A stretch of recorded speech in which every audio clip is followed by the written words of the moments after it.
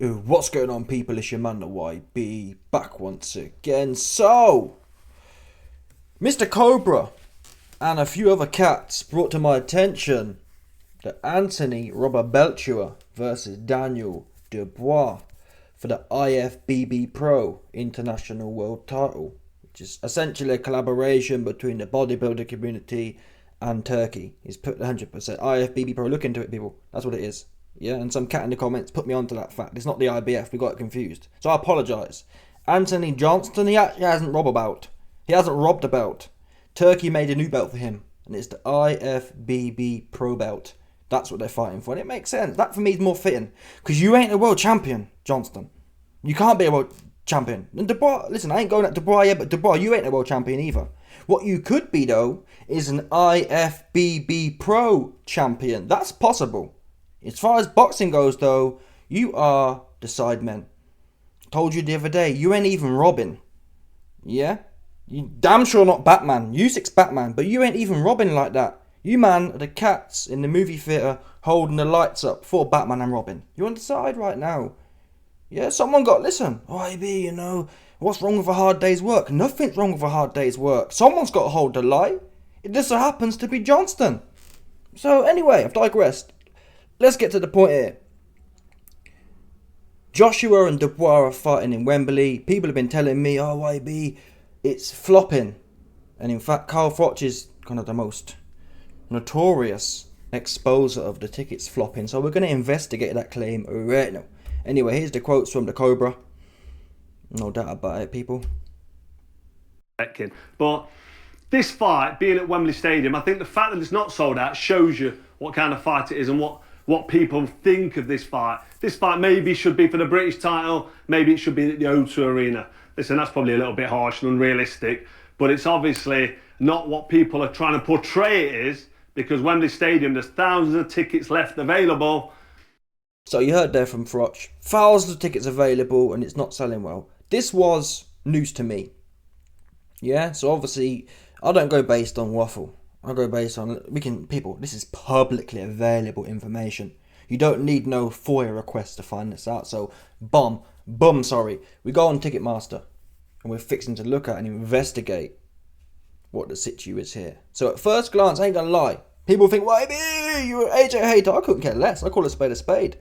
Yeah, if you didn't rob Usyk's belt, I wouldn't mention it, right? I'm just not a hater. Genuinely, my preference would be AJ knocking Dubois out, knocking Zhang out, and then knocking Usyk out. That's my preference. If I could fix things to go a particular way, that's the way I'd fix it. The same way I wanted to fix it for Johnston, the same way I put my hard-earned 1,000 great British Queen heads on Johnston to beat Usyk the first time, I'd do it again if he beat Zhang and Dubois. Yeah, so it's not a case of being a hater. What we're not going to do, though, is celebrate a mixed martial arts fighter and Wallin. Wallin said himself, I didn't even turn up. And it looked that way to me. Now, I'm not saying, I think Wallin felt the power. I think Wallin felt the power, and like most new age, cotton candy looking asses, new age snowflakes, he felt, oh, it's a fight. That's what you're meant to be doing, right? You're fighting. You felt the power and you didn't fancy it no more because you new age. Yeah, you snowflake. You cotton candy looking ass. You ask people, Otto Wallin's ass will be sweet in jail. That's what it would be. Because he didn't want to fight like that. The YB, he gonna fight for his booty hole. Wallin, he fixing to roll over. And let some next zesty bull have a go on him. That's what we saw, that's the evidence. Because if Johnston was zesty, yeah, that would have been Wallin's ass. Fact, he weren't trying to fight for his booty hole like that. He just wasn't. He give it up. He did. He quit. He give it up. He give it up and put his booty in the air. He said, take this. Yeah, he said, take this. Just don't punch me no more. Me, I'd rather be punched up than get my booty tickled. 100%. Anyway, no Diddy, no Turkey. I've digressed, people. Back to the point. Like I said, the first thing I saw here, I thought, oh, Johnston going outside. You see here, there's a whole bunch of blue here. A whole bunch of blue posted up. I've never seen so much blue for a Johnston event. This went on sale, 3 weeks ago? Normally, for Johnston events, it's immediate sellout. Bosh. Yeah, the tickets are gone. It's one of them for the tickets. Now, though, at first glance, I was like, oh, damn. Carl Froch, he heating up the operation here. He heating up Eddie Hearns and his moody show that's flopping. However, when I zoomed in, to be fair to Johnston, to be fair to this event, oh, is it going to do me like that? It's actually going. That's a madness, people. Why is it violating man like this? Here we go. There we go. That's the screen I was looking for still. So when you actually zoom in, yeah, it's not as peak as you might have expected. Look. So let's go to the very outskirts, right? Let's do this methodically. We're starting at the east location. We're starting at the strict east, and we're going to go around like it's a clock. Maybe we should start at north. Maybe more time. We'll start at 12 o'clock. Bosh. Yeah, we're starting at 12 o'clock right now. At 12 o'clock, look. At 12 o'clock, yeah, at due north, there's a few little tickets here and there, but you can't say it's flopping from due north, right? We're going to scale all the way down, due north. Yeah, look, it's more time, people. It looks pretty shut down, in my opinion. Now, as you get to the centre of the ring, again, there's a few spicks and spads. You'd like to maybe think that this fight would be shut down immediately. Often, years ago, it'd be like, bosh, the fight would come out and it'd be gone. But that's what happens when you start getting punched up in your own manner. I'm going to tell the truth, people. When you go Tottenham, yeah, and get everyone gassed up and get punched up by some little dude, they're like, oh, do I want to come out and witness that? Now, that's why I do respect football fans. Football fans, yeah, no matter how moody their team is, they go out in the rain, they sit in the rain, no matter what. Fair play to you, man. That could never be the YB, though. I'm never going to sit in the rain to watch 11 sorry ass looking asses. Do you understand, people? Could never happen. But you, man, them football cats, man, they love that. The rain's out, it's cold, your feet are numb, and them man are out there for their team. But boxing's fickle. Yes, what have you done for me? Not even so much winning, though. If you're in there and you're bullying people off or trying to bull someone off, people can get behind that. Look at Chisora. Yeah, he's not the biggest seller, but he all due respect, Chisora don't have the pound for poundness that Johnston has. He doesn't have the skills, right? But Chisora's mentality, people watch it because they know that, you know what, he's not the... Out of 10, you'd say he's like a 6. If 10-10 is Terence Crawford, you'd say Chisora's like a 6. But even if you're a 6, yeah, and you come to squabble, people can get behind that. What you can't get behind is a big old dude, a big old Calvin Candy looking ass, and he don't want to fight. Yeah, what's that film? That film is actually a historical documentary on Mandingo fighting. And Calvin Candy told you, man, oh, that bull, he finished. He don't want to fight no more. This is colonial, people. This is colonial education. Way back when, 300-400 years ago, they knew when a bull was finished. Oh, he don't want to fight no more. He washed up. Yeah? He needs to pick some more cotton because he ain't trying to fight. That's what Calvin Candy said. Yeah, the great philosopher. Now, do I agree with what do they call it? Chattel slavery? No, I don't. But nonetheless, you can, if you look into it, yeah, if you listen to the great philosopher Calvin Candy, you can get some tidbits from there. Yeah, Calvin Candy was a great Mandingo manager. He knew when they was finished. Eddie Hearns, he don't care. Eddie Hearn don't have the, you know what I'm saying? Eddie Hearn isn't in the mix like that. He's not an out and out Mandingo manager. Anyone could do Eddie Hearn's job. He just silver spooned. Any son who come up under their dad can do what Eddie Hearn doing. So he don't get the game. But Calvin Candy, he was bred from a long line of them ones, and that knowledge, that Mandingo manager owner knowledge, is passed down, and he just got it. Oh, he broken. When that Mandingo get in there, yeah, and he washed up, Calvin, he could read the room on a spiritual level. This bull is washed up. He no good. He can't fight no more. But in this new age, yeah, people they find it hard to call a spade a spade. They do. They don't want to call a spade a spade. His big old ass is broken. That's the end of it. Yeah, pick some cotton, react poor. Pick some cotton, Okoli. That's what Calvin would do. Cool, people. Who here think Calvin Candy would have Lawrence Okoli fighting still and losing him money? He would not. Who here thinks Calvin Candy would have Reactpour fighting still?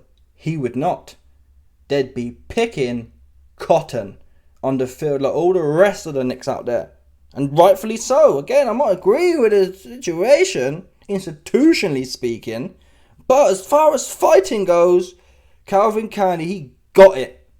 Do you understand? He gets it. And I suggest anyone out there who ain't Django. Django, I think it's 2013. You need to watch that film. Yeah, Django. Calvin, anyway, let's stop talking about Calvin Candy. Back to the point here. It's not shut down immediately. It's been 2-3 weeks now, and there's still a few tickets, but it's wrong. It's erroneous to say it's a flop. I'd say if you were to count these, which I'm not going to do, but if you was to count these, you can get the general vibe here. Yeah, let me try and zoom out. Oh, they're always doing that, man. They're always doing it. Okay, I can't zoom out fully, but you get the vibe, man. You'd probably say there's, 1,000 maybe? I struggle to kind of say there's 1,000. But, okay, out of 100,000, there's maybe 1,000. Look, this is not like that. This is the outer layer. We'll show you the whole outer layer right now. This is the whole outer layer. There's a few tickets mingled in there. But the general theme is sold out. Should it be sold out? I'm happy for them. I'm not a hater, man. I really am. I couldn't care less if no one turns up or 1 million people turn up. What I care about is that you get in there with your big ass and do some. Like any sport, that's your obligation. Being a sports person is really the best. A lot of businessmen, you can enjoy your career as a businessman, but it's not as, I don't believe it's as rewarding as going in there, training hard, and then winning. I never believe that. Coin is coin. Once you got a whole bunch of it, yeah, you can double it up, but it's coin still. When you go in there and pop someone in the chops, I can only imagine, but in any sport, when you go in there, work hard, yeah, train and pull up and perform well, that is soulful. Yeah, there's something animalistic about that. Counting coin, that's what the shekels told you, man, to do. So I don't agree that's really fulfilling like that. A few shekel cats will tell you, no. Andrew Tate will tell you, no, man, count the coins. But yeah, here we go.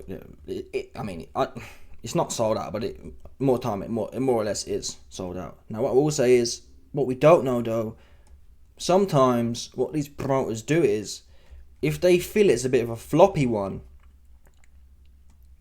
human nature is a bit weird, if that makes sense. People want things that other people want.